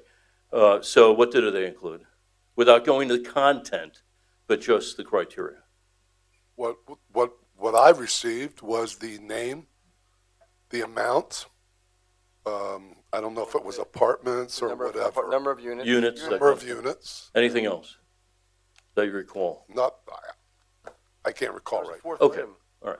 There was like 4 things. Okay, But anyway, where are you going? all right. What's that? Okay, that's all. That's all I wanted to know. That was it. Thank you. I just listened to the conversation and hearing words like rumor. And some of Laney's comments, I think that if it's helpful, is that it seems like with the parking garage in particular is that there is, a lot of information that's collected. And then as you go through move the process, it's disseminated out. Imagine a funnel that's upside down. And I think what a lot of things the residents are saying is that we'd actually like to turn the funnel so that, in a sense, that all that information is collected first, and that it arrives at a point where you determine whether or not a garage needs to be built, rather than starting at a point where a garage has to be built with some information gathered and then collecting that information. So I don't think that I think that the idea of rumor, and yeah, there are rumors, but if it's helpful, is that people are looking to understand and have information. Here's a good example. I'll give you an example because, Roger, you raised it, is there was a lot of talk back and forth about a memorandum of understanding on the Da Vinci Center. This things that went back and forth on social media and elsewhere was conflicting. It didn't make sense. People were raising questions, but that MOU was never posted by the city. You couldn't, and it should have been, in my opinion. I got that MOU through a right to know. I posted it. I did it because I thought it was important, not just that the people knew, but that the information was accurate so that everybody was on the same page. That put a lot of people on the same page. But even so, still rumors came out of it. But nevertheless, providing as much information from the get-go, from the start, helps to not just dispel rumors, but build trust and understanding and good communication. And I think that's just simply what we're looking at, okay? So the other thing is that I'm really concerned about, and here's a piece of this, and Mr. Campos, I blame you, is that in a nice way, is that you provided information about the parking cost, tax revenue, earned income tax on the North 3rd Street project. So I came up with some figures, what those 70 spaces would cost the city if we had to build them. Now, I know that there's a possibility that we may sell that land to a developer, and they may build the garage, if there is a garage, okay? And so they're tethered together. So I'm really concerned about that relationship, whether or not the city is going to take upon the responsibility of paying for those parking spaces. In my estimation, with principal and interest over a 15-year note based on what you said. I'm sorry, Mr. Miller, I did not send that to you. Pardon me? I did not send that information to you. No, you said it in 2 weeks ago in the meeting. I took the notes. Okay. The $200,000 a year after the LERTA designation, $75,000 for earned income tax, $5,000 for parking. Okay. Right? Is that right? You may have quoted me, whatever I said at the council meeting, then that was Sir, accurate. could you use your microphone, please? No. Okay. And just quickly out of curiosity, so I understand, is that $200,000 speculative? Because typically it takes the county assessor after a project is almost in development or after development to come up with the tax amount. Was that based on a calculated method? Right, Mr. Miller, that's based on experience, on what we've seen out there with new construction. Okay, so it's not based on the county assessment. It's based on experience, on what we've seen now in the market with new construction. Okay, so I get that. You're casting out a net, you're trying to get that information. Okay, so wouldn't it be great if we had a bid that had a parking garage on site, right? That we wouldn't have to worry about paying for that kind of parking in a new garage. So, Excuse me, sir. yeah. Your time. I'm sorry, Tom, thank you. Yeah, I guess that's about it. Thank you. Thank you. Thank you, Mr. Miller. Thank you, Terrence.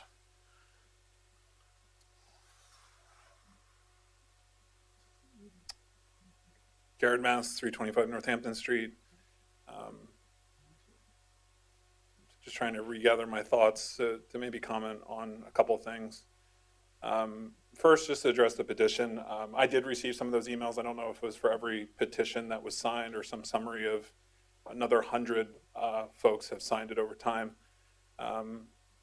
So to kind of respond to that and also respond to being a representative of the Greater Easton Development Partnership, which owns the Easton Public Market, we did take a look at the Church Street development. And, before kind of jumping to conclusions, wanted to assess what a parking deck could look like if the city deems it necessary to build it there to satisfy the demand when the Pine Street garage comes down or whatever would kind of necessitate that construction. So, it's an important access point for our building, not only for pedestrians, but also for deliveries. And it's also kind of a second front to our building. Folks walk down Spring Garden Street, they walk down Church Street, they walk down Bank Street. So it's important, and I think that's pretty clear to everyone that enters from the back, but we also recognize that it's important to the other property owners on that street. So to build a structure right up to the back of the building, and this idea that, you're going to have a complete kind of behemoth that just essentially abuts our building was a scary thought. So we did invest some time and energy in looking at what that could look like, what the geometry of the garage might be. And I think it's important to understand that there is a process, that there's time for input. Our input would be that if you can push the garage as close to the property line abutting Verizon as possible and leaving as much space open in the Church Street lane, it really does seem to offer some significant potential for that area of town. I see the tree well where the 8 trees are as kind of a makeshift public space that people do use to relieve their dogs, but I don't see it as a high quality public space, to be honest. There are a lot of vehicle pedestrian conflicts in that area with people backing out. One of my employees was hit in that parking lot. And so the idea of creating a public space, eliminating some of those vehicular conflicts with pedestrians, enhancing the entry points to each of the buildings on Church Street, I feel like is a more reasonable choice to put before people rather than the garage or no garage, which is how the petition phrased it. So, in planning, we call that something like a false choice. I think there's a little bit of a false choice out there right now that's driving some interest in signing that petition. So what I would say is certainly gather feedback from Abby, from us, from other property owners, and really push the design to the best it can be. First of all, that space, but also what it looks like from the exterior and how it services not only the buildings, but also the residents in the area. Jared, before you go, thank you for your input, first of all. One of the things that come in mind when I think about a parking lot going there is how do we utilize that green space too? And one of the things in the concept that came out 2 weeks ago is to enhance that area that we have, to make that more of a community, so to speak, where people can get out, have areas where they can sit down and engage. One day, my wife and I had the opportunity to walk down there on a Saturday for the market, and we walked down from the south side, and to our amazement, the amount of people that was back there enjoying themselves as that street was closed off from the 4th Street. That's what I envisioned, to see more of that happening in that area. And everybody that came to the podium tonight spoke to how best to use that space. How can we make that space more communal? Well, not to interrupt you, but I think that's okay. Also forces you to look at all of Bank Street to Spring Garden Correct. As a shared street or a way to better, because I have sat out behind the public market and watched people come and go for hours at a time, and my office is right above that area on Church Street. And, you see folks driving around the speed bump, you see folks driving right straight through the speed bump. That's true. At high speeds. That's true. And, I see it as a dangerous area. That's not a reason in and of itself. You could probably all improve that with some enhancements, but like I said, we did look at what the possibility is, and it's Church Street, but it also includes Church all the way to North 3rd, and also Bank Street from Northampton, I think, to Spring Garden, when you look at the kind of proper scope of what that project should be. So, thank you, Jared. Jared, there's Thanks, a question. So you would recommend that the entrance and exit would be on 4th Street, not Church? I think if police and fire vetted that, and the egress and ingress from the school, it was a young man who brought up the idea of a traffic signal for certain times of day around the school. I think that maximizes the public space, is if you have the ingress and egress onto Fourth. You have some sightline issues probably that you'd have to look at with an engineer. So yeah, I think maximizing the public space, if the exiting and entrance to the garage could be satisfied in a safe manner, would be the way to go. I think, like I said, deliveries, I think we need to have a serious conversation about hours for deliveries and how you flip that to the front potentially. I think the emergency access that Abby brought up is an important thing to think about. I think having a conversation with fire to see where you could place trees and planters to allow emergency vehicles as they see fit is important. But I don't see it as an impossible task to look at making a really high quality public space alongside a higher quality garage than maybe what you typically see as kind of the cheapest option. Thank you, Jared. Anyone else like to address City Council? Kurt?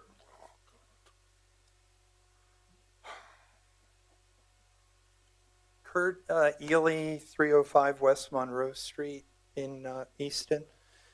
Just a couple of things. I wanted to thank Jared for the comments he just made, because I think that was a great summary of my concerns as well. I've given this a lot of thought. That public market space, the parking lot, is one I spend a lot of time in, not because I hang around a lot in parking lots, but I do hang around in that one because of the winter market and for a lot of other reasons too. I spend a lot of time in that part of town. Today, I certainly didn't many years ago, but it's become a thoroughfare, and many of my concerns were satisfied by Jared's comments. I think they'd be summarized by the traffic itself. The local and tractor-trailer traffic that exists right now is quite significant. With the two-way traffic, it's become even more so. I think that was a great idea, creating the two-way traffic, but it has added to the traffic and the traffic flow. It is difficult for tractor trailers to load and unload even today in that back area, as wide as it is. There are probably everyday issues that occur.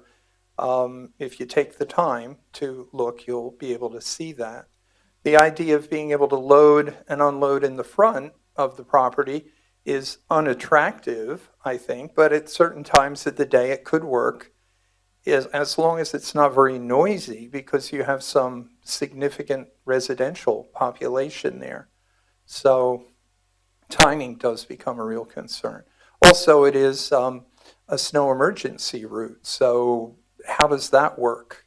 That I think could be a problem as well. So figuring out how to get those deliveries there the best way possible and doing it in an effective, efficient, quiet way so it doesn't impact the rest of the neighboring community, I think is really important. Pedestrian traffic has become a huge issue with the success of the public market. And the additional car traffic that will occur in that parking garage, I think, will only exacerbate that as well. And that needs to be addressed. How you do that, I don't know. I mean, if you build it, literally, they will come, and there will be a lot of people coming and going for a variety of reasons. In addition to that, the height and scope of the building, I was really glad that Jared addressed the idea of it's already, I believe, being built as close to the property line as possible. That was the design that I think I saw a couple weeks ago, but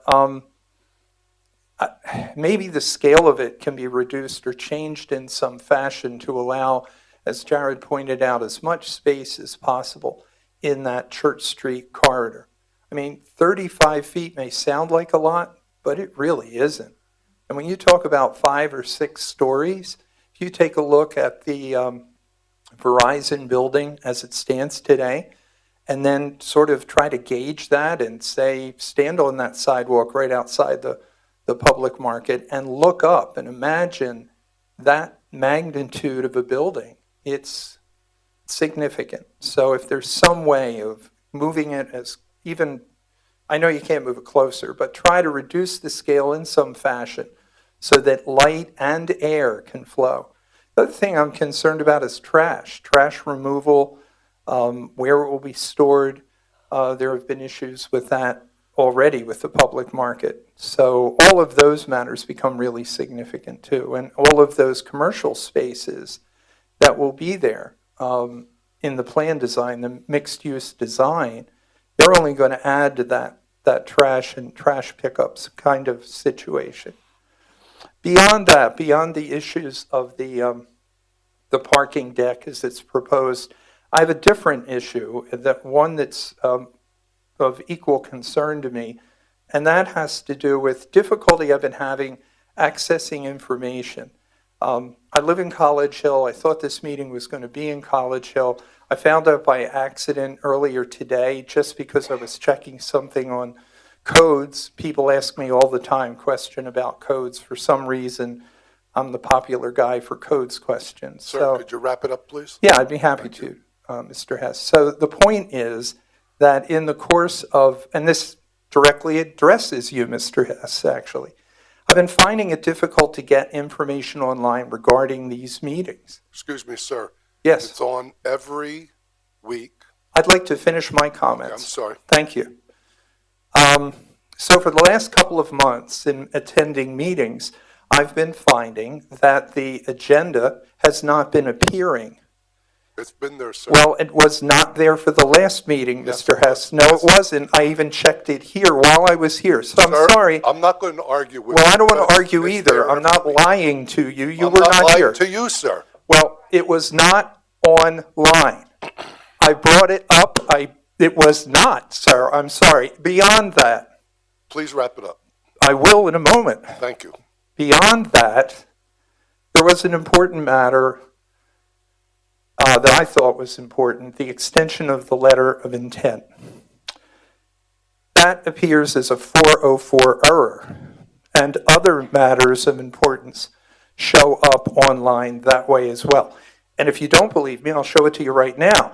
They show up that way. It makes it really difficult for those of us who are concerned, who do take the time to try to learn in advance, to come before the meeting so we can speak in a reasonably intelligent way about a matter. It makes it really difficult when that information does not appear. I'm not saying that you're not attempting to put it on. I'm not saying that at all. Sir, It I just can show isn't you there. right now where it's online. All the resolutions, the ordinances, I can show you. Look under pending legislation. I'm going to click it right now, Tom. So if you want to do this publicly with me, I have no problem. I don't know what. Well, you're accusing me. I'm That's not why I'm trying accusing. to I'm answer. pointing it out to you. It's right there. Hold on. I think what is being said here is that it's being put on, but it's not coming up on the website. So It is on the website, sir. I just checked it maybe today. because you're checking it from inside the city hall. So we need to have Mr. Campos. Would you please have Frank look at that again to make sure, and we get outside of city hall, because maybe it's coming in our totally agree. intranet, but not the Absolutely. internet. I understand. Yeah, I'm just saying that this occurs fairly frequently. As much as Mr. Hess, you may not be aware, and it's not your intent. I'm not saying that. I'm just saying it does occur. Okay, well, we're going to correct that, because that's a really important, because our intranet may have it, but our internet. I have the same problem here. I gotta save it before I get here, or I won't get it, so. Wow, you heard City Councilman Brown say that. He had to save it before he got it here before. And I couldn't do that. I saved all of the resolutions on my hard drive tonight, but again, that one I was not able to even see. Okay. So that's it. Thank Well, you. you would be. Thank you, You'd be sir. happy to know we're the meeting again today, a brand new website from scratch. So hopefully it'll be a lot easier on the user as well as the person who provides the information. Anyone else like to address City Council? Yes, sir. My name is Harry Dolan. I Spell the live last name, please, sir. D as in dollar, O-L-A-N. That's scary. Yes, sir. There you go. Your address, sir? 5 North 3rd Street, Thank you. Easton, PA, 18042. Now, I park at the 7th Street lot right now. I have a resident sticker. I've been parking there for the last year and a half. 7th Street? Lot I park at the 7th Street lot. I have a resident sticker. Are you 3rd Street lot, sir, or all the way up to 7th Street? No, 4th Street lot. Oh, the fourth, okay. Did I say the wrong lot? Yeah. I probably Yeah. did. I'm sorry. We thought you were really in great shape to go up that hill. That's that dollar you're talking about. Where is the Okay, 7th Street lot? we're back on 4th Street.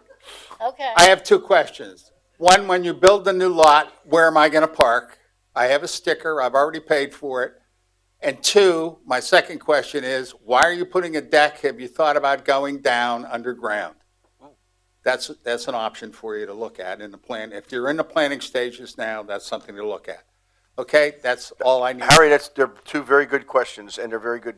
I don't have an answer for why we're not going underground, but I will find that out. But the other one, again, I think, as my earlier comments, that resident fee should allow you to park in the parking deck, not just on the All right. lots. As far as I'm See how- concerned, speaking as a former resident of Hudson County, New Jersey, Hoboken, and Jersey City, you really don't have a parking problem in this city. We know. We have Mr. Hopkins, was also a resident of Hoboken. Okay. Thank you, Harry. Good luck. Thank you very much. Anyone else like to address City Council? Yes, sir. Name and address. My name is Micah Snyder. I live on South Side. Snyder? Yes, Snyder. SN. And your address? 816 Reynolds Street. 86, thank you. I just want to ask for your opinion real quick. I had an idea I came up with the other day. Having some sort of charging station for phones downtown in center city. My phone usually dies like really quickly, and I hate going into businesses asking if I could use the outlet, because I'm just walking the area, especially when I'm at work. So I was thinking of like having some sort of like a meter, but for an outlet. That way you'd be able to have some sort of revenue coming off of having like free electricity to charge phones. I think that's a good idea, but I will tell you, there are outlets distributed throughout the downtown that are currently used. My wife actually met a person who was using one over in the amphitheater the other day on Sunday. Easter Sunday. And many of the light posts have outlets on them.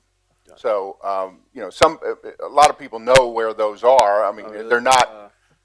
There's no sign saying, "Hey, there's an outlet here." But I think that's a good idea, because I know some people have their phones discharged pretty rapidly. So My phone's the same way as yours, Mike. Yeah, and I also I feel Well, kind of yeah. bad, I guess, like kind of like taking care of an outlet, like just putting my charger there and just having to worry about it, especially if someone takes it. That's what I was thinking. You're talking about the charging station that you can lock? Yeah. Put it in it's your. like a Oh, locker, okay, yeah, it's like a okay. locker. It's a good idea. Mike, what grade are you in?